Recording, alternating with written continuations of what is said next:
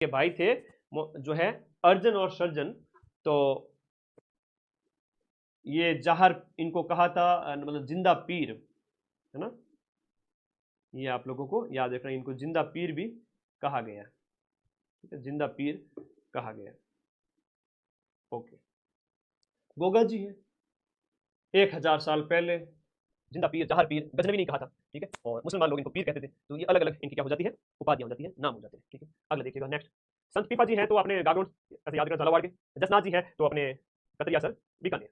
लोक देवता गोगा जी किस शासक के समकालीन थे? गोगा जी की बात हो रही है, महमूद गजनवी के समकालीन थे और उसके साथ में युद्ध किया था, ठीक है। ये आपको कॉमन बातें हैं, कुछ आपको याद रखेंगे, ठीक है। ओके, महमूद गजनवी। फिर देखो तेजा जी का जन्म स्थान खरनाल, खरनाल नागौर के अंदर, खरनाल के वीर किस शासक के शासनकाल में कोटा में दशहरा मेला शुरू हुआ था? माधो सिंह के टाइम में विशेष रूप से बात करें, माधो सिंह के समय में कोटा के अंदर दशहरा मेले की शुरुआत की गई थी। फेमस क्वेश्चन है और मेले त्योहार आपके सिलेबस में वो स्टार्ट हो गए हैं। गोटिया अम्बा मेले की बात करें, बांसवाड़ा का है, बांसवाड़ा के अंदर एक में बात करें बेणेश्वर धाम है, तो वो आपका बहुत इंपॉर्टेंट है, ठीक है।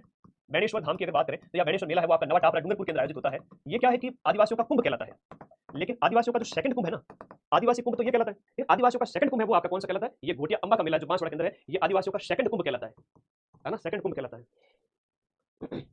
झीण माता का मेला राजस्थान के किस जिले में 2 बार आयोजित होता है? झीण माता हर्ष की बहन झीण हर्षनाथ मंदिर भी बना हुआ है, जहाँ राजस्थान का 7वां रोपवे भी है ना, 7वां रोपवे भी है, आपको याद रखना है। तो सीकर के अंदर झीण माता का मंदिर बना हुआ है, शेखावाटी क्षेत्र की लोक देवी है। सबसे लंबा गीत एग्जाम में प्रश्न आता है किनका है? सभी लोक देवी देवताओं में सबसे लंबा गीत, सभी में सबसे लंबा जो गीत है ना वो अपने किनका है? झीण माता जी का है, ठीक है। ढाई प्याला शराब की देवी भी इनको कहते हैं, 2 है, भोला माता को भी कहते हैं, इनको भी कहते हैं ढाई प्याला शराब।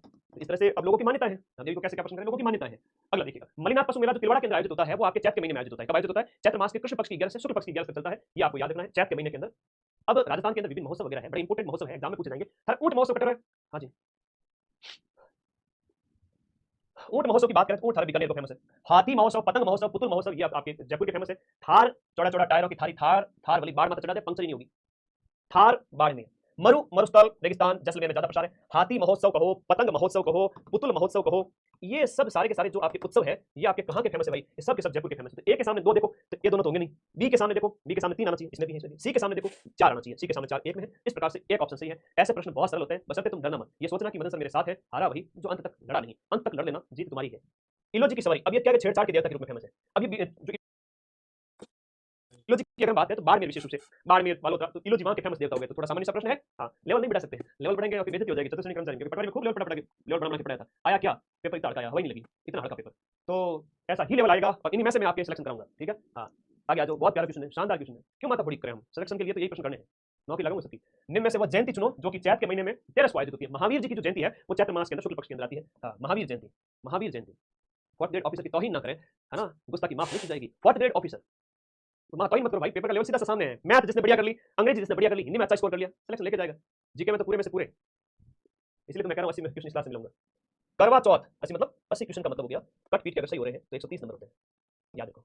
करवा चौथ, करवा चौथ का व्रत मनाया जाता है। अब ये देखो, ये करवा चौथ है वो आपकी अभी आएगी। I have no experience but I can say कि करवा चौथ जब पति को बड़ी बड़ी धमकियां मिलती है कि आज तेरा व्रत धारण किया है और कुछ गड़बड़ की तो बीच में व्रत जाके तोड़ूंगे, ठीक है। ये आपका कार्तिक मास के कृष्ण पक्ष की चतुर्थी, ये आपको याद रखना है, कार्तिक कृष्ण पक्ष की, और वो भी अंधेरे पक्ष में। देखो लड़ाकी आदमी के लिए व्रत आ गया, जो लंबी उम्र के लिए, पतिदेव के लिए। निम्न में से विवाह के लिए राजस्थान का सबसे महत्वपूर्ण अबूझ सावा कौन सा है? प्रश्न को ढंग से पढ़ना है, भले खाने सब कुछ आवे, लेकिन लखनऊ वाला नहीं पढ़ना है। आका तीज है, वैशाख मास के शुक्ल पक्ष की तृतीया है, वो आपका अबूझ सावा है। आका तीज है, वैशाख महीने के शुक्ल पक्ष की तृतीया है। और वैशाख महीने की शुक्ल पक्ष की जो तीज है वो आपके बीकानेर का स्थापना दिवस भी है, इस दिन 1481 को, याद रखिएगा। आका तीज में बाल विवाह खूब होता है, पकड़ पकड़ के बिठा देते हैं चौरी के अंदर, ठीक है। अब यूट्यूब से मैं तो डिलीट करूंगा नहीं, आज फरमान बहुत आ रहे हैं पीछे, एकदम हिटलर वाले फरमान हो सकता है ना, तो ध्यान रखा करो, बहुत सारी चीजें आ रही, इसलिए कहता हूँ लाइव देख लो, बाद में कोई भरोसा नहीं क्लास है। सांझी के रूप में किस देवी की पूजा की जाती है? देखो सांझी के रूप में माता पार्वती की पूजा की जाती है, बहुत प्यारा प्रश्न एग्जाम में आया हुआ है। और सांझी की हम बात करें, सांझी है वो आपके यूपी से आई है, और जो भगवान श्री कृष्ण राजा जी को है ना मनाया था, राजा जी को उस समय उनसे संबंधित है सांझी परंपरा। और एक सांझिया मंदिर है, आपसे पूछा जाता है सांझिया मंदिर, और ये सांझिया मंदिर आपके कहां पर है? उदयपुर के अंदर, जिसे मच्छिंद्रनाथ मंदिर भी कहते हैं। तो ये सांझिया मंदिर आपका उदयपुर के अंदर। केले के पत्तों की सांझी वाला प्रश्न भी आता है, केले के पत्तों की सांझी कहां की है सर? केले के पत्तों की जो सांझी है ना, सांझी मतलब डिजाइन होती है, राजा जी पूरे दिन उठे रहे, लास्ट में भगवान श्री कृष्ण पूरे दिन कोशिश करी ऐसी डिजाइन बनेगी, शाम को जाकर एकदम से खिला के खुश हुए, हाँ ठीक है। आदमी लड़ाई जल्दी भूल जाता है, औरत कभी भी लड़ाई भूलती नहीं है, पता चले वापस आके मैं लड़के गया था ना, ठीक है ना, ठीक है। ये सांझी है, तो आपके केले के पत्ते की सांझी वो आपके नाथ द्वारा के, नाथ द्वारा के। आगे बढ़ो, राजस्थान में बड़ी तीज आपके पेपर में छप गया है प्रश्न। छोटी तीज, बड़ी तीज, चैत है, वैसाख है, ज्येष्ठ है, आषाढ़ है, श्रावण है। श्रावण मतलब 5 महीनों और भादव मतलब 6 महीनों, याद रखो सबने। तो बड़ी तीज मतलब बड़े बड़े त्योहार, बड़ी तीज, ब से बड़ा, ब से भादवा, भ से भादवा, भादवा याद रखो, रे बी याद रखो। देखो बड़े के जीवन में हमेशा स्ट्रगल है। अब जैसे मैं हूं बड़ा, अब मुझे मेरे भाई का ध्यान रखना पड़ेगा, है ना, वो भले मजे मारे, ठीक है, मेरे को उसका ध्यान रखना पड़ेगा। बड़े के जीवन में स्ट्रगल बहुत होता है, स्ट्रगल मतलब अंधेरा। तो भादवे के महीने में कृष्ण पक्ष, अंधेरा तृतीया, ये याद रखना। लेकिन श्रावण मास के शुक्ल पक्ष की तृतीया है, ये छोटी तीज है, छोटी तीज है। चैत्र बैसाख ज्येष्ठ आषाढ़ श्रावण, श्रावण मास में शुक्ल पक्ष की तृतीया है ना। विजय से बोली मजे मारे, लेकिन मदन से मेहनत करनी पड़ेगी, सीधी सी बात है। He is free from all tension, है ना, लास्ट 10 years। तो भाई तुम लोग भी मेरे वैसे ही हो, तो थोड़ा समझा करो इस बात को। बड़ी तीज है, सातुड़ी तीज है, कजली तीज है, उजली तीज है, इसके अनेक नाम है ना। खजली तीज है, कजली तीज है, उजली तीज है, सातुड़ी तीज है, कजली तीज, उजली तीज, सातुड़ी तीज है, बहुत सारे नाम है, बूंदी की फेमस है। ठीक है, बड़ा अच्छा प्रश्न आता है, मोस्ट इंपोर्टेंट प्रश्न है, मोस्ट इंपोर्टेंट। हिंदू महीने में गणगौर आता है। अब गणगौर है, तीज है, बैसाख शुक्ल तृतीया, इनमें से एक प्रश्न आएगा तुम्हारे हर पारी में। तो गणगौर है वो चैत्र के महीने में शुक्ल पक्ष की तृतीया को मनाया जाता है, चैत्र महीने में शुक्ल पक्ष की तीज। तीज त्योहारा बावड़ी लेडुबी गणगौर, तीज त्योहारा बावड़ी लेडुबी गणगौर। तो गणगौर के साथ में क्या होता है, त्योहारों का समापन होता है, त्योहारों का समापन। तो राजस्थान के अंदर त्योहारों की शुरुआत कहां से होती है, तीज से, त्योहारों की शुरुआत। तो शुरुआत की तीज से श्रावण में, और चैत्र के महीने में जाकर के त्योहार समाप्त हो जाते हैं। तो तीज त्योहारा बावड़ी लेडुबी गणगौर। ठीक है, ओके, वेरी वेरी इंपोर्टेंट, याद हो गया ना, गलती मत करना ना। खास में एक बहुत प्यारा लगता है मैंने, ठीक है, बहुत प्यार आता है तुम लोगों को, इसलिए इतनी मेहनत की। कौन रात को 3 बजे तक जेरे आ रही थी रात को, लेकिन फिर भी 3 बजे तक जगह, फिर सुबह 7 बजे उठ गया। नॉन स्टॉप हो जाएगी 40 घंटे की मेहनत, आज 12 बजे तक। और कल भी तो पढ़ूंगा, कल पूरे दिन 4 क्लास का प्लान है, पूरा पेपर देना है तुमको पेपर से पहले। देखो प्लीज तुम लोग है ना, फर्स्ट पारी वाले ना टेंशन मत लेना, फर्स्ट पारी वालों को इतना पढ़ा दूंगा कि पेपर का लेवल सीधा मैच हो जाएगा। सेकंड, थर्ड, फोर्थ, फिफ्थ और सिक्स्थ, उन पारी वालों के लिए कुछ करना पड़ेगा। तो पहली पारी वालों को तो ऑलरेडी मैं पेपर बता चुका हूँ, तो कोई टेंशन वाली बात है ही नहीं कि सर ऐसा हो जाएगा वैसा। तो आलोक राज की बात मुझे कुछ ठीक नहीं लगती। ईसर जी और ईसी जी इनमें से किस युग को बताते हैं। ईसर तो अपने शिव जी है, और ईसी है वो माता पार्वती है। तो क्वेश्चन नंबर 116 हो गया। ठीक है, मैं पहली पारी वालों को न्याल कर दूंगा, चिंता मत करो, और दूसरे उनको डबल न्याल कर देंगे, मतलब ठीक है, फर्क किसी का नहीं पड़ेगा, उसके भी बराबर नंबर आएंगे और दूसरे से छठी वाले के बराबर नंबर आएंगे। तो इस तरीके से गणगौर से संबंधित गोखरू आभूषण। अब आपके सिलेबस में जो प्रश्न है वो है आभूषण वाले। तो मेरे प्यारे साथी बताइए आभूषण आपके, और वैसे आभूषण मैंने तो आपको ट्रिक से बढ़ाया है, इतने शानदार शानदार आभूषण, ठीक है ना, ट्रिक से। आभूषण में क्या है, गोखरू 9 2 11 हो गया। गोखरू आभूषण जो है वो आपकी कलई का आभूषण है। कहां का है, कलई का आभूषण है, मोस्ट इंपोर्टेंट है, कलई का आभूषण है, मोस्ट इंपोर्टेंट है। कहां पहना जाता है, देखो बजटी आभूषण की मेरे तो बजट में कोई नहीं, तो ये लास्ट में आपका हो गया गले के अंदर हो गया। 118 नंबर का आंसर क्या हो गया, गला हो गया, बजटी हो गया। इसके साथ साथ हम बात करें ना, खुंगाड़ी हो गया, गले खुंगाड़ी हो में गया, बजटी हो गया, बैजंती। हमेल हो गया। हमेल पूछा जाता है, जितने भी हार है वो इंपोर्टेंट है, जितनी भी मालाएं हैं वो इंपोर्टेंट है, वो सब गले की है। खुंगाली है, हमेल है ना, बजटी है, हंसली है, हंस करके बोली रमकुड़ी जमकुड़ी, तो हंसली है, तुलसी, तुलसी, चंपागली, तुलसी चंपागली हंस के बोली, बड़े आदमी के गले पड़ गई थी तुलसी चंपागली हंसली। ये आप लोगों को याद रखना है, ठीक है, ओके। आज 7 लाख हो रहे हैं भाई, congratulation all of you. 7 lakh सिर्फ 1 साल के हुआ अभी तो मिलो सफर तय करना है। तो बिना सब्सक्राइब किए हुए कोई मत रहना। मां सरस्वती जी आए हुए हैं, जैसे ही हिस्ट्री से कंप्लीट होती है मैं मां को क्लास में लेके आऊंगा, मैं सभी बच्चों को आशीर्वाद दिलाने। सुबह से दीपक वगैरह करके आरती वगैरह करके बैठा था कि मां को आज सामने लेके बैठा हूं, मां की तस्वीर लगी हुई है सामने। आज इनको साक्षी मान के बच्चों के लिए बस पेपर में 80 क्वेश्चन हर पारी में मिलेंगे। यू डोंट बिलीव इन, अरे भाई ये देखो साथ में लेके बैठा हूं, सुबह से ही प्रार्थना कर रहा था, दीपक वगैरह करके कर रहा था कि मां आज लाज रखना, हर पारी में 80 क्वेश्चन। कंटेंट मेरा, आशीर्वाद आपका। तो ले लो सारे साथी आशीर्वाद कर दो, अपने इस चैनल को सब्सक्राइब। आप लोगों को हर एक पारी के अंदर 80 क्वेश्चन की इस पीडीएफ से मेरा जो पूरा एफर्ट रहेगा, पूरा एफर्ट। आप देखोगे पॉलिटी में कहां से क्वेश्चन जाते हैं, geography, history, culture, current, Hindi, कहां से क्वेश्चन जाएंगे, बचेंगे नहीं। तो मां का आशीर्वाद सामने, इनको वापस विराजमान करवाते मंदिर पास में है। तो मां को मैंने सामने रखा, मैंने कहा आज आप लाज रखना, साथ ही रहना, बस बड़े बड़े बच्चों का नौक ही लगा दो बस, और कुछ नहीं। ठीक है, ओके, चलो धन्यवाद। होना चाहिए थोड़ा सा मोटिवेशन। तो राजस्थान में किसी महिला द्वारा दांतों के बीच में जो सोने की जो कील, हेलो ये प्रश्न भी पूछा गया था पेपर के अंदर। 2 अक्षर का कील है और 2 अक्षर का चूप, और एक आता है दांतों के बीच में जो परत चढ़ाई जाती है ना, दांतों पर, तो परत चढ़ाई जाती है। अटावरा जो परत लगा, परत लगा रखना, रखना, परत 3 अक्षर, चूप, कील, कील है वाकई है, हाँ ध्यान रखो इन चीजों। कील है जो आप याद रखो, कील है जो चूप है। तो दांत आभूषण है कि मेक है, रकन है, धौंस है, मेक, रकन, धौंस, कील, ये वही के आभूषण है, बहुत इंपॉर्टेंट है, आप लोगों को याद रहना चाहिए। ठीक है, वेरी इंपॉर्टेंट, ओके। मेक और धौंस वगैरह इसीलिए। आभूषण जो आपके सिर में नहीं पहना जाता है, आभूषण जो सिर पर नहीं पहना जाता है, हाँ आज जिसने आशीर्वाद ले लिया है और वो बेटा पार है उसका आज की क्लास में, ठीक है, जुड़ जाओ अपने चैनल से। आभूषण जो सिर पर नहीं पहना जाता, देखो मेमंद है, शीश फूल है, रकड़ी है, जो आपके गोफन है ना, गोफन है, रकड़ी है, और आपका बोरलो है, एकदम हेडलाइट की तरह बोरला है, कंदरो है, कड़कती है, ये सब कमर के हैं। कड़कती है, कंदरो है, शतका है, ये सब कमर के। रकड़ी, बोर, मेमंद सब रमकुड़ी जमकुड़ी के माथे के हैं। ठीक है, ओके। आभूषण है सिर के। मुर्कियां गांव में पहने लोग विशेष रूप से, मुर्कियां वो कानों के आभूषण है।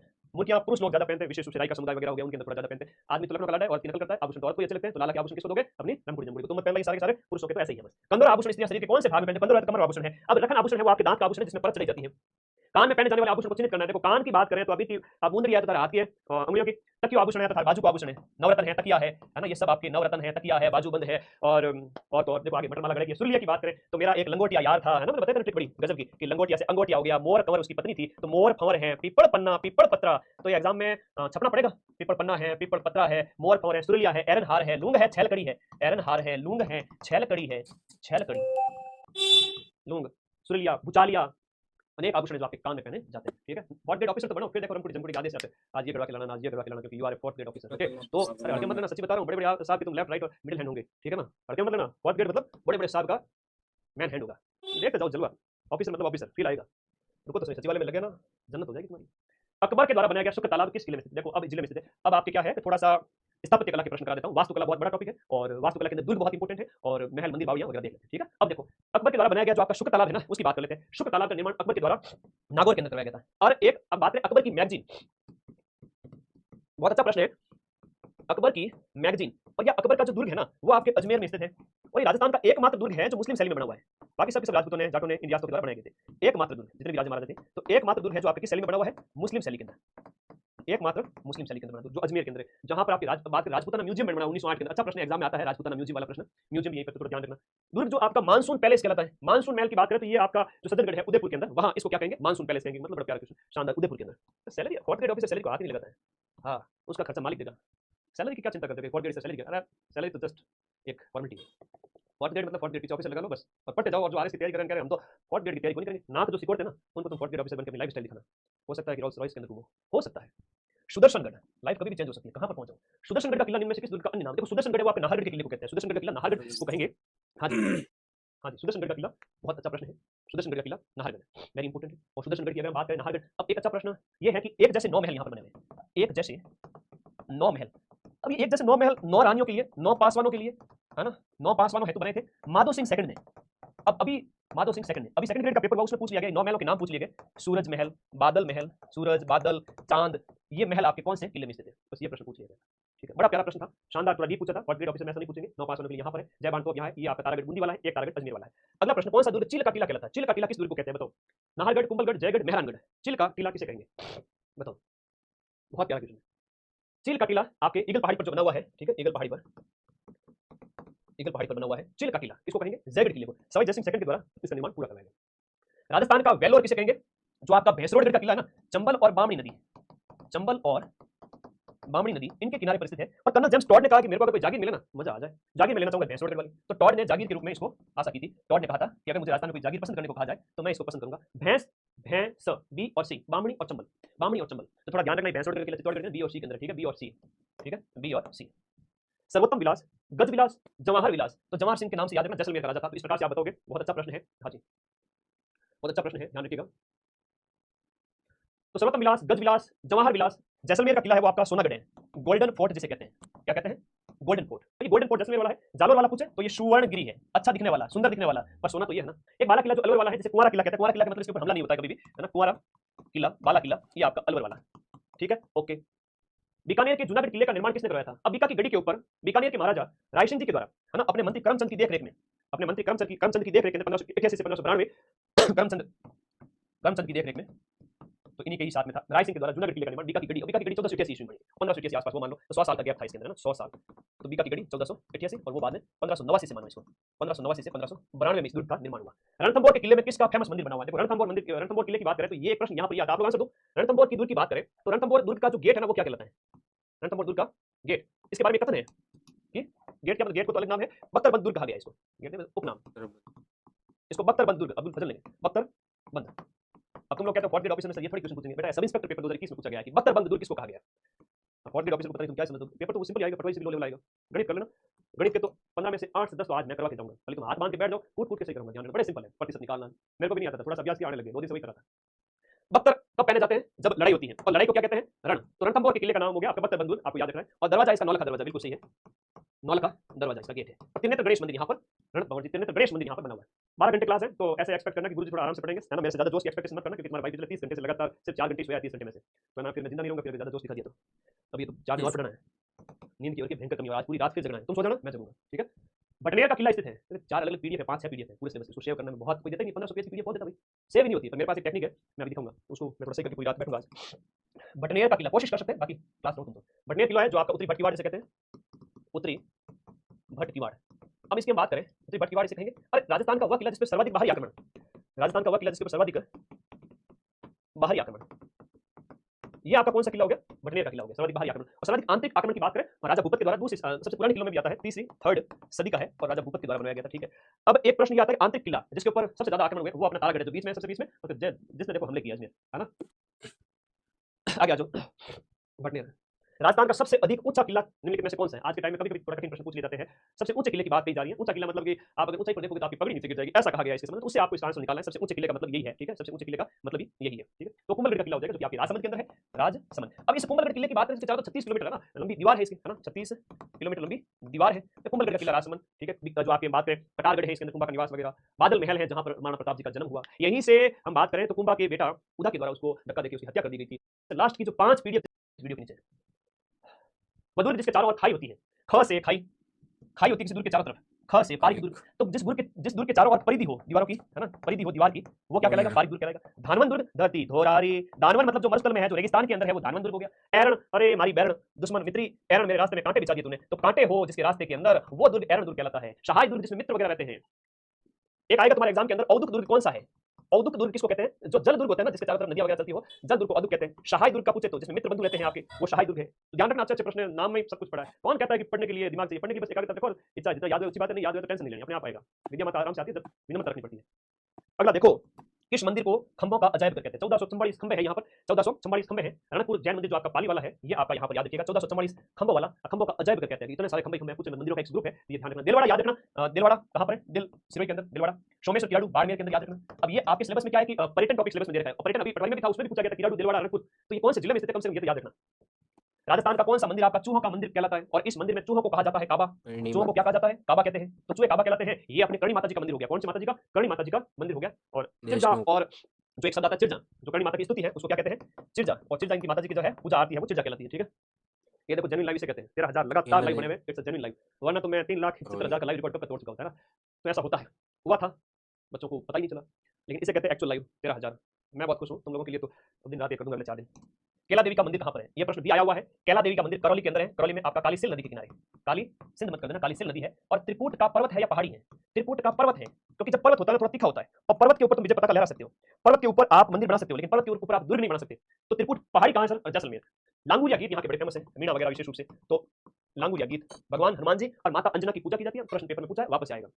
आगे देखो, तो कैला देवी मंदिर करौली के अंदर हो गया। अगला प्रश्न देखो, माउंट आबू का जो दिलवाड़ा मंदिर है, अब आपसे पूछेंगे कि प्रसिद्ध पर्यटन स्थल दिलवाड़ा, दिल और सिर, है ना, दिल और सिर, तो दिल तो यहाँ हो गया और सिर यहाँ पर हो गया, खोपड़ा और दिल का एक साथ कॉम्बिनेशन बिठा रही, तो दिल है वो आपका सिरोही के अंदर है। तो भाई पर्यटन वाला प्रश्न पूछा था, वापस आएगा। हाँ जी, हाँ आ गया। जो दिलवाड़ा मंदिर सिरोही है, वो जैन मंदिरों के लिए जाना जाता है। बहुत प्यारा क्वेश्चन है। एक प्रश्न फिर से तुम्हें पूछेंगे, लोद्रवा किसके लिए फेमस है? आज वही प्रश्न बताऊंगा जो पेपर में पूछे जाएंगे, मोस्ट इंपोर्टेंट, लोद्रवा। और लोद्रवा तारा जैसलमेर में है, और ये जैन मंदिरों के लिए जाना जाता है। लोद्रवा जैसलमेर, ये आपके जैन मंदिरों के लिए, तो याद रखो इस चीज को भी। माउंट आबू दिलवाड़ा सिरोही जैन मंदिर। जला गीत, जला गीत द्वारा कब गाया जाता है? हमारी जोड़ी का जला। तो ये है वर की बारात का डेरा देखने जाते समय वधु पक्ष की महिलाओं के द्वारा जला गीत गाया जाता है। जला और फिर जलती आदि, तो ठीक है। हाँ, इसके अच्छा कैसे आ गया?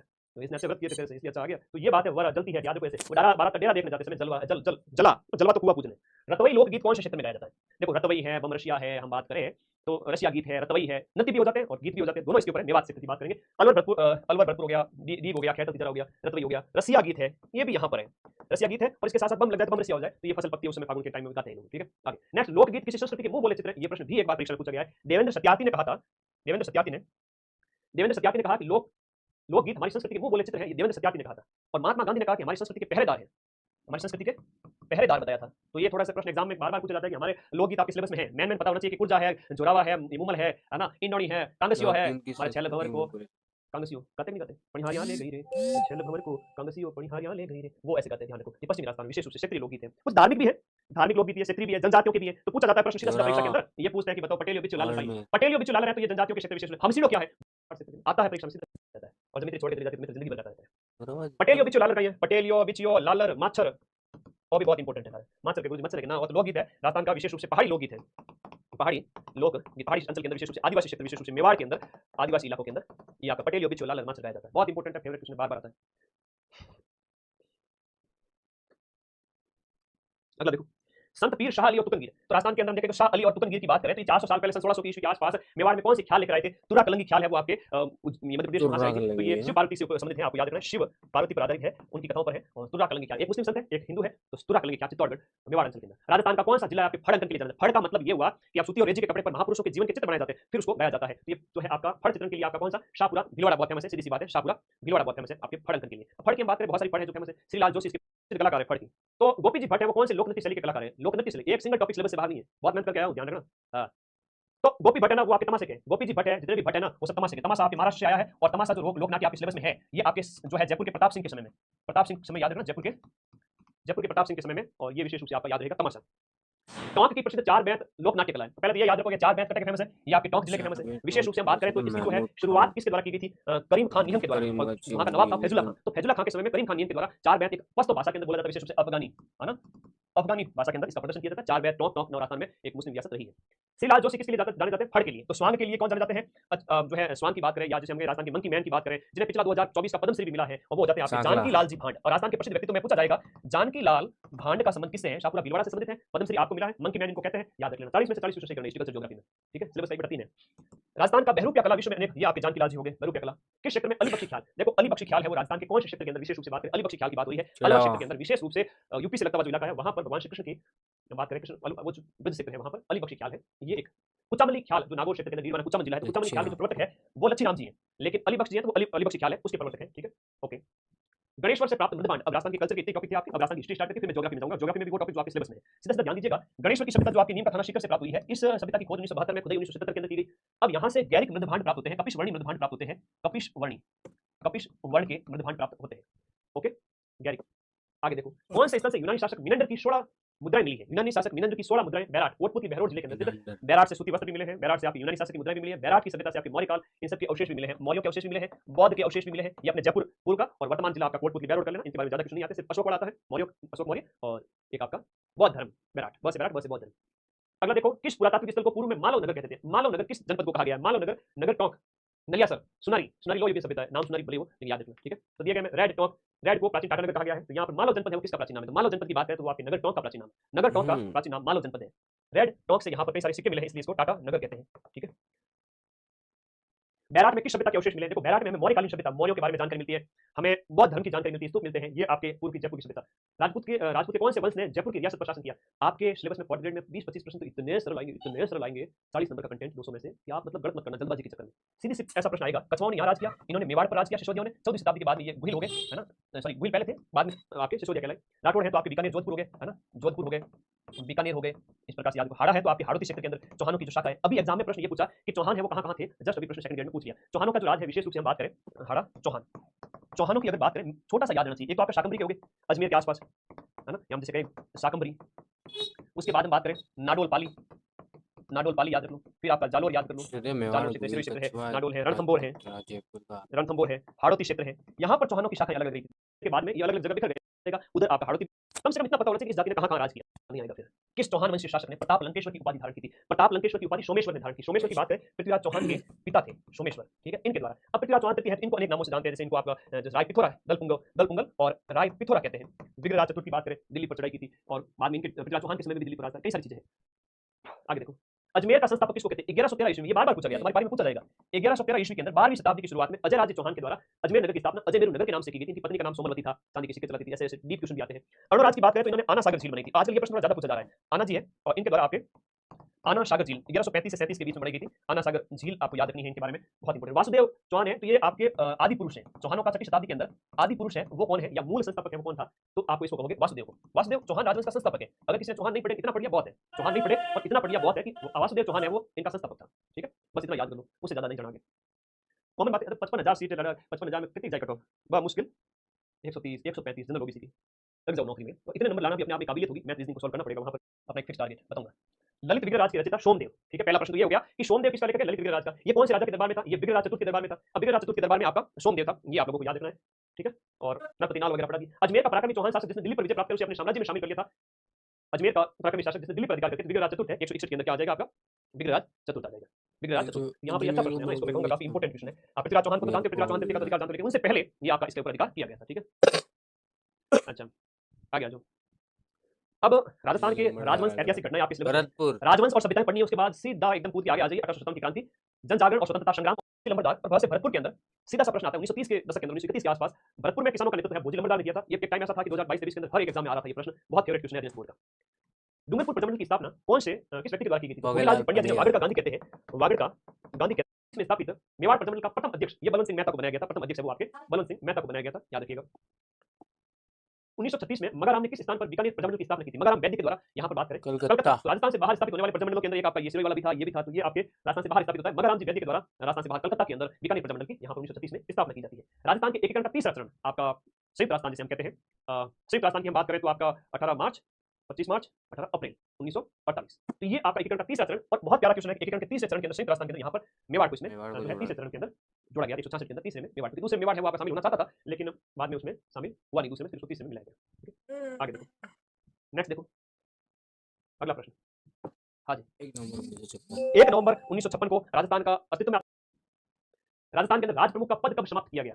बहुत प्यारा क्वेश्चन। राजस्थान तो आरएस प्री में पूछा था, वहां उसका गुरुमुख निहाल सिंह हरि को बने थे। आप 1 नवंबर 1956 को राज प्रमुख पद है वो समाप्त करके राज्यपाल बना दिया गया था सर। ये आरएस प्री में पूछा था, आप लोगों को इतना कठिन नहीं आएगा। मत्स्य संघ है तो हम बात करें 18 मार्च का, फिर 25 वो सब पीडीएफ में लिखा हुआ है। और फिर आप अगर बात करें तो 1950 का है, उसके बाद लास्ट वाला पूर्ण राजस्थान। क्योंकि वारंट पर हस्ताक्षर कर रहा हूं, ऐसा कौन सा राजा था? ये मेरा डेथ का वारंट है, ऐसा किसने कहा था? देखो ये कहा था आपके चंद्रवीर सिंह ने। और चंद्रवीर सिंह बांसवाड़ा के राजा, देखो चंद्रवीर सिंह बांसवाड़ा के राजा, हाँ बहुत इंपॉर्टेंट है। चंद्रवीर सिंह बांसवाड़ा के राजा ने कहा था कि मैं अपने डेथ वारंट पर हस्ताक्षर कर रहा हूं। ये बांसवाड़ा कब मिला था? आपने सेकंड चरण के अंदर, एकीकरण का दूसरा चरण उसमें। राजस्थान संघ का निर्माण आपके 25 मार्च को जो पूर्व राजस्थान संघ बना था, उस पूर्व राजस्थान संघ के अंदर राज प्रमुख किसे बनाया गया था? क्वेश्चन नंबर 170 है, वो आपका महाराव कोठा उसको बनाया गया था। हालांकि राज प्रमुख ये सारी चीजें आप अगर एक बार थोड़ा सा उसको टाइम देना तो रिवाइज कर लेना, मैं एक पीडीएफ जो अपनी भेजूंगा उसमें सारा कुछ होगा। लेकिन एक एटलीस्ट चरण याद होना चाहिए, राजस्थान के एकीकरण के ऊपर की जानकारी भी पता होनी चाहिए। तो एटलीस्ट आपके 3 क्वेश्चन 4 क्वेश्चन आगे, तो उनमें से आप लगभग 4 में से 3 कर दोगे। मत्स्य संघ का उद्घाटन कब होता है? आपका 18 मार्च 1948 को मत्स्य संघ का उद्घाटन भरतपुर लोहागढ़ में। अब राजस्थान की हिस्ट्री कल्चर कंप्लीट होती है। राजस्थान के एकीकरण की सिर्फ एक सारणी इसके साथ ऐड करूंगा, आराम से सब कुछ याद हो जाएगा, ठीक है। और 12 घंटे वाली क्लास में तो सब लिखा हुआ है। 200 क्वेश्चन करवाने में मुझे कम से कम टाइम लगा था, कितना 200 क्वेश्चन करवाने में मुझे कम से कम 5-6 घंटे लगे थे। वो पीडीएफ आज वापस भेजूंगा। अब शुरू कर रहा हूं राजस्थान भूगोल। राजस्थान भूगोल में स्टार्ट कर रहा हूं। 20 क्वेश्चन आएंगे, आप 20 में से मैक्सिमम 19-20 है ना, 19 और 20 पूरी कोशिश रहेगी 20 में से 20 करने की। हो सकता है कि एक आध क्वेश्चन पर होना नहीं चाहिए, कोशिश करना कि 20 में से 20 सही हो जाए। सीधे सीधे प्रश्न आएंगे। हिस्ट्री कल्चर के भी 20 क्वेश्चन है, हिस्ट्री पढ़ लेना आज, फिर वो भी 8 नंबर है। विश्व में राजस्थान कौन से गोलार्ध में स्थित है? राजस्थान उस गोलार्ध में है जहां पर राजस्थान का स्थिति विस्तार आपके सिलेबस के अंदर है। ये हम इसकी बात करें तो इधर इंडिया आपका इधर हो गया, तो राजस्थान तो ये उत्तर वाला गोलार्ध है और देशांतर के हिसाब से पूर्व वाला गोलार्ध है, तो इसलिए उत्तर पूर्व गोलार्ध हो गया। कौन सा गोलार्ध हो गया? उत्तर पूर्व गोलार्ध हो गया। मांड किसका प्राचीन नाम है? हम राजस्थान के जिलों की बात करें, मांड अपने जैसलमेर का प्राचीन नाम है। कांठल प्रदेश की बावड़ियों के शहर के रूप में जाना जाता है। सिटी ऑफ स्टेपवेल, कुंड और बावड़ियों का शहर बूंदी, जहां रानी जी की बावड़ी बहुत फेमस है। रानी नाथावती के द्वारा, रानी जी की बावड़ी रानी नाथावती के द्वारा सूजन पड़ा था। क्षेत्रफल की दृष्टि से देश का सबसे बड़ा राज्य कौन सा है? देश का सबसे बड़ा राजस्थान राज्य हो जाता है, लगभग 1/10 क्षेत्रफल के हिसाब से रखता है। राजस्थान के बारे में दिए गए कथनों में से आपका सत्य कथन कौन सा है? देखो राजस्थान के बारे में दिए गए कथन में से आपको सत्य कथन बताना है। तो सत्य कथन जो है वो आपका राजस्थान का आकार है विषम कोणीय चतुर्भुज के समान है। विषम कोणीय चतुर्भुज के समान राजस्थान उत्तर से दक्षिण 826 है, ये 826 है। उत्तर से दक्षिण 826 है और पूर्व से पश्चिम है ना वो 869 है। ये पश्चिम से पूर्व, तुमने कभी दिमाग लगाया कि ये पश्चिम से पूर्व वाले ज्यादा क्यों है और उत्तर से दक्षिण वाले कम क्यों है? तो इसके पीछे कारण है मेरे भाई कि देशांतर रेखाएं ऐसे उत्तरी ध्रुव से दक्षिण ध्रुव की ओर जाती है ना, तो आपस में दूरी कम होती जाती है। इस वजह से राजस्थान का देशांतरी विस्तार कम है और अक्षांश रेखाएं हमेशा समान रहती है। अक्षांश बोले कितने की है ना, मतलब इस भूमध्य रेखा से अगर आप साउथ और नॉर्थ हेमिस्फीयर की ओर जाओ तो दूरी समान रहती है। इस वजह से भूमध्य रेखा से उत्तर दक्षिण चले जाओ, अक्षांश रेखाओं की दूरी समान रहेगी। इस वजह से कहेंगे राजस्थान का जो ये दूरी ज्यादा है अक्षांश वाली, ठीक है, और देशांतर सिकुड़ती जाती है, इस वजह से दूरी कम हो जाती है। अब ये प्रश्न समझना पड़ता है, थोड़ा सा ध्यान लगाओ इसमें। और इसकी स्थलीय सीमा 5900 समथिंग है, ठीक है, 5900 हो जाती है, 5920 हो जाती है, तो ये 5920 हो जाती है। और ये 34/22 है, 34/22 है किलोमीटर स्क्वायर। एक चौथी बाई थी अपने गांव में, चौथी बाई 39 वर्ष की थी। एक चौथी बाई थी जो 39 वर्ष की थी। राजस्थान का दक्षिणतम अक्षांश कौन सा है? 23 डिग्री 3 दक्षिणी अक्षांश की बात करें तो कर्क रेखा है 23.5 डिग्री, 23.5 डिग्री कर्क रेखा की बात हुई है। तो दक्षिणतम अक्षांश के बारे में पूछ रहा है, दक्षिणतम अक्षांश कौन सा है? 23 डिग्री 3 मिनट उत्तरी अक्षांश, क्योंकि राजस्थान का जब हम ग्लोब के अंदर देखते हैं 23 डिग्री 3 है, 23.5। कंप्यूटर करा दूं, साइंस करा दूं, हिंदी करा दूं, इंग्लिश करा दूं, मैथ करा दूं, सारे सब्जेक्ट लेके आओ, टेंशन मत। राजस्थान के बांसवाड़ा और डूंगरपुर दोनों याद करना, आप केवल बांसवाड़ा रट के मत बैठ जाना, बांसवाड़ा और डूंगरपुर दोनों से कर्क रेखा निकलती है। कितने राज्यों की सीमाएं राजस्थान से लगती है? तो राजस्थान से लगने वाले राज्यों की सीमाओं की संख्या वो आपकी 5 हो जाती है। राजस्थान से आपका पंजाब है, हरियाणा है, यूपी है, एमपी है, गुजरात है। भारत में राजस्थान की भौगोलिक स्थिति क्या है? अब भारत के अंदर पूछा है तो भारत के अंदर जो है स्थिति, भारत के अंदर राजस्थान की स्थिति है वो आ जाएगी। प्रायः जो जिले होती है वो राजस्थान के नॉर्थ और वेस्ट के बीच में कहोगे तो आपके उत्तर पश्चिम हो जाएगी। उत्तर पश्चिम, दिमाग को शांत रखना, एकदम आराम से छोटी चीजें सही आ जाएगी। प्लाया जो जिले होती है वो राजस्थान के कौन से भौतिक प्रदेश में पाए जाते हैं? ये प्लाया जिले है वो आपके जैसलमेर क्षेत्र में आप चले जाओ, प्लाया है, राड़ है, ये यहाँ पर है ना, इनके नाम है। खड़ीन प्रणाली है, थार मरुस्थल के अंदर आपके ये देखने को मिलेगा। तो प्लाया जिले है वो आपके मरुस्थल के अंदर जो जिले बन जाती है ना, रेगिस्तान के अंदर, रेगिस्तानी झील जो होती है वो आपकी प्लाया कहलाती है, थार रेगिस्तान के अंदर, ठीक है, ओके। लैगून होते हैं तो समुद्र के किनारे बनते हैं, लैगून जिसमें पानी जमीन के अंदर आ जाता है, बाद में लॉक हो जाता है। वेम्बनाथ झील कर्नाटक की, केरल की है। थार मरुस्थल के अंदर एक लाठी सीरीज सेक्टर भी है। तो जैसलमेर के पोखरण से लेकर के मोहनगढ़ के बीच में मीठे पानी की सांड से लेकर के 80 किलोमीटर जो लंबी एक जल पट्टी पाई जाती है, तो भूगर्भीय जल पट्टी है, तो भूमिगत जल का अच्छा भंडार है। पश्चिमी राजस्थान के अंदर मीठा पानी होती है, वहां चांदन नलकूप भी है। राजस्थान के उस राजस्थान को उसकी भू आकृति के हिसाब से कितने प्रदेशों में बांटा जा सकता है? सीधा सा प्रश्न आएगा मेरे बच्चे, थोड़ा सा ध्यान देना। अब कई बार तो कमेंट में आ जाते हैं इतने बड़े बच्चे आप संभाल पाओगे क्या? हाँ, तो मेरे भाई ये है, समझो इस बात को। अभी बुजुर्ग बनने में मुझे थोड़ा टाइम लगेगा, पर मास्टर ने पहले आदेश दिया, क्या करें?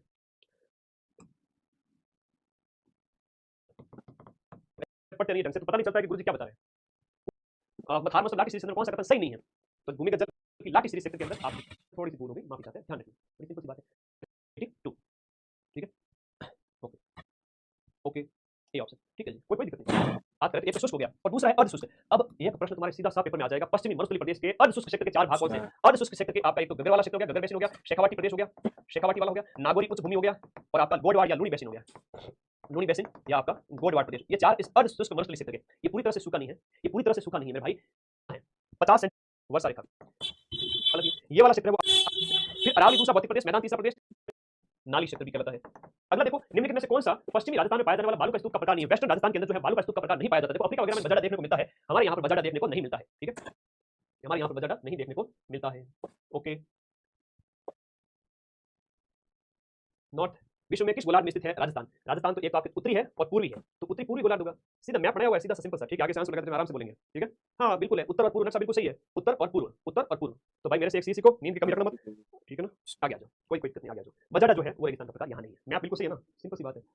30 घंटे में से 4 घंटे नींद लेके कंसंट्रेशन के साथ मैटर तैयार करना, पैर दुखने लगे तो पैर के मैंने खुद सारे क्वेश्चन, कोई दिक्कत नहीं है, 1000 में से अगर 5 क्वेश्चन में डाउट मैं अगर कुछ कर दूं तो तुम कमेंट बॉक्स में बता दिया करो गुरुजी, ठीक है, सही कर देंगे। और लॉन्ग टर्म 12 घंटे का non stop concentration, try to understand, ठीक है, ओके। तुम लोग हो ना, हमारा 13000 लाइव जुड़े हुए हैं, 13000 की 26000 आंखें हैं, 26000 जो है आपका नकली स्थान तो क्या होता है उसकी हम बात करें, ये प्लाया जिले हैं, आप लोगों को याद रखना है इस सेक्टर के अंदर। बालू देखो, प्लाया भी कह सकते हो, गर्त भी कह सकते हो, खड्डे भी कह सकते हो, दोनों में अंतर है, मतलब चंद्राकार बालू का स्तूप के अंदर गर्त यानी खड्डे और उसमें फिर पानी भर जाए तो प्लाया कहलाता है। तो ये डार्ड वहां हो गया। नकली स्थान तो वो क्षेत्र है जहां रेगिस्तान के अंदर वनस्पति उगाए, रेगिस्तान में, समझ गए, ओके ओके। फिर देखो अरावली कौन सी प्लेट से अलग हुई है? अरावली की अगर हम बात करें कौन सी प्लेट से अलग हुई है, अरावली आपके कौन सी प्लेट क्या था?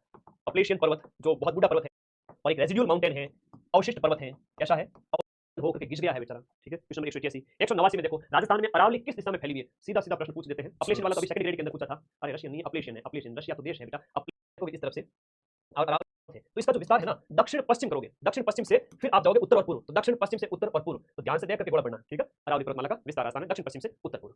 अगला देखो, गुरु शिखर किस पर्वत शिखर का सर्वोच्च पर्वत है? वो आपका एक है, वो आपका सही सुमेलित नहीं है, दिए गए ऑप्शन के अंदर, दिए गए में से एक आपका राइट सुमेलित नहीं है, बताओ कौन सा सही सुमेलित नहीं है?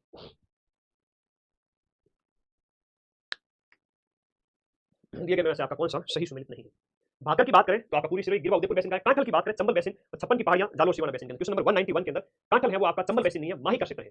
कांठल आपके प्रतापगढ़ के अंदर आता है और प्रतापगढ़ बांसवाड़ा, प्रतापगढ़ बांसवाड़ा वो आपका कांठल प्रदेश कहलाता है। माही, कांठल की गंगा भी कहते हैं माही नदी को। गिरवा है तो उदयपुर का कस्तरी नुमा क्षेत्र। हाल वाली जो उबड़ खाबड़ जो पहाड़ियां हैं उन्हें हम क्या कहते हैं? जो आपका अभी जस्ट पड़ा भाग, ये आपका भाकर जो क्षेत्र है, भाकर क्षेत्र हो गया, बोराट वगैरह, ये गिरवा वगैरह, ये सब आपके उदयपुर साइड में और थड़ी बीकानेर। किस जिले में आपका अरावली पर्वतमाला का सबसे कम विस्तार है? अरावली पर्वतमाला का सबसे कम विस्तार है आपका अजमेर क्षेत्र के अंदर और सबसे मध्य अरावली की। राजस्थान में उत्खात भूमि जो हम बात करें इसकी ऊंची चोटी है वो आपकी कौन सी है? तारागढ़, तारागढ़, तारागढ़ सबसे ऊंची चोटी मध्य अरावली की। राजस्थान में उत्खात भूमि स्थलाकृति कहां दिखाई देती है? इसके बाद पॉलिटी के क्वेश्चन आएंगे, चिंता मत करो। राजस्थान हिस्ट्री कल्चर के टोटल 50 का आंकड़ा है, 3 सब्जेक्ट का, 2-3 सब्जेक्ट है। राजस्थान के उत्खात भूमि स्थलाकृति कहां दिखाई देती है? उत्खात का मतलब जो कटी फटी जमीन है ना, आपके दक्षिण से लेकर के पूर्व की ओर, दक्षिण पूर्व क्षेत्र है, क्या है, बिहड़ बनाती है ये नदी। निम्नलिखित में से किन जिलों का क्षेत्र है वो आपका भूमट कहलाता है? भूमट किस क्षेत्र को कहेंगे जहां भील आंदोलन विशेष रूप से हुए थे? गोविंदगिरी, यहाँ से हम बात करें डूंगरपुर, उदयपुर और सिरोही का जो क्षेत्र है ना, माइंड मैप, इसलिए तो अपने चैनल का नाम रखा, तो भूमट का क्षेत्र दिमाग में है ना, ध्यान रखो।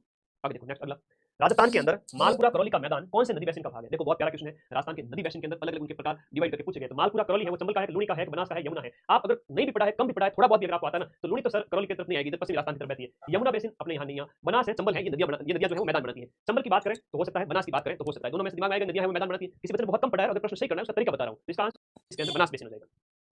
तो थोड़ा सा दिमाग लगाना। ये देखो पेपर में सिर्फ 50-60% 70% सॉल्व पेपर में, बाकी 50% क्वेश्चन ही आते हैं स्टूडेंट को, बाकी के 30-40% बच्चे अपने दिमाग से सॉल्व करते हैं, किसी को भी नहीं आता है, लेकिन बड़े पूर्व ज्ञान के आधार पर।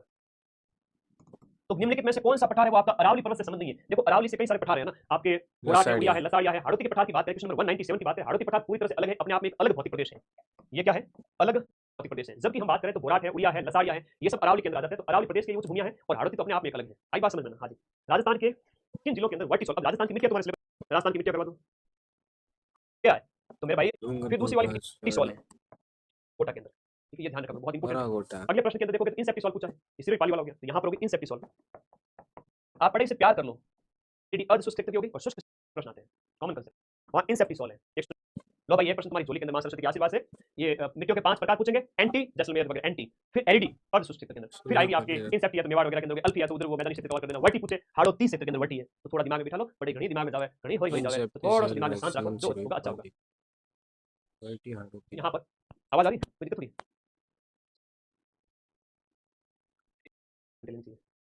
खैर कोई नहीं, तो पेपर देके आ जाओ, फिर नींद लेंगे। एरिडी समूह राजस्थान के किस प्रदेश में पाया जाता है? तो वो भी पश्चिमी राजस्थान के अंदर, लेकिन ठेठ पश्चिमी राजस्थान में एंटी कौन सा आपका लाल रेतीली मिट्टी पाई, देखो ज्योग्राफी पूरी को नहीं पढ़नी है,